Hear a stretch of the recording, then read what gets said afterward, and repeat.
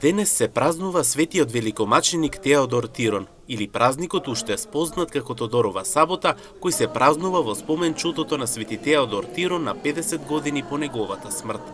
Непосредно пред почетокот на Великденскиот пост, византискиот цар Јулијан сакал да им напакости на христијаните и наредил храната што се продава по пазарите да се испраска со крвта на жртвите што им се пренесувале на римските идоли. Меѓутоа, свети Теодор Тирон најаве му се појавил на цариградскиот патриарх и му кажал да им забрани на христијаните да купуваат храна од пазарите, затоа што таа ќе биде осквернавена со крв и наместо тоа цела недела да јада пченица со мед.